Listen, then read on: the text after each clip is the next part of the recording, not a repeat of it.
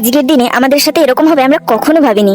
Hi friends, good morning. আজ আমরা যাচ্ছি হলদিয়া। আর দেখো আমি এখনো রেডি হইনি, চলো রেডি হইনি। এই যে দেখো আমি আর দিদি এখন পুরো রেডি হয়ে গেছি। ভ্রমণের দিন মানে আলাদা একটা এক্সাইটমেন্ট থাকে। দিদি আর আমি রাস্তায় বেরিয়ে পড়েছি। প্রথমেই মায়ের দর্শন করে মাকে প্রণাম জানিয়ে রাস্তার পথে এগোতে শুরু করলাম। এই যে দেখো রাস্তায় বেরিয়ে যে কত বড় বড় ব্যাগ নিয়ে আমরা হাঁটছি। কিছু সময় হেঁটে টোটোতে বসে চলে এলাম সোজা বাস স্ট্যান্ড। এখানে আমি, মামি, দিদি সবাই মিলে বসে গেছি বাসে। কিছু সময় পর বাস ছেড়ে দিতে চলে এলাম কাকদ্বীপ থেকে নেমে কিছু মাখা নিয়ে চলে গেলাম সোজা নেত্রা স্টেশনে। আজকের এই দিনটা এত খারাপ ছিল তোমাদের কি বলবো, কোথাও বাস পাইনি, সব একটা একটা গাড়ি চেঞ্জ করে করে আসতে হয়েছে। ডায়মন্ডে একটা প্রোগ্রাম ছিল যার জন্য বাস বন্ধ করা হয়েছে, ওই জন্য বাস পাওয়া খুব মুশকিল। কতগুলো যে আমরা চেঞ্জ করে এসেছি বলে বোঝানো যাবে না। প্রথম মনে হয় এতগুলো চেঞ্জ করেছি, চেঞ্জ করে করে আসতে হয়েছে ডায়মন্ড অব্দি। পর নেত্রা স্টেশনে এসে ট্রেন ধরে সোজা চলে এলাম ডায়মন্ড স্টেশনে। জার্নিটা এতটা কষ্টের ছিল, তবুও আমাদের খুব মজা হয়েছে এই জার্নিতে। এর সাথে কথা বলতে বলতে চলে এলাম ডায়মন্ড হারবার স্টেশনে। থেকে নেমে টিকিট কেটে সোজা চলে গেলাম ভ্যাসেল ঘাটের কাছে। এই যে দেখো ভ্যাসেলে কত মানুষজন বসে আছে।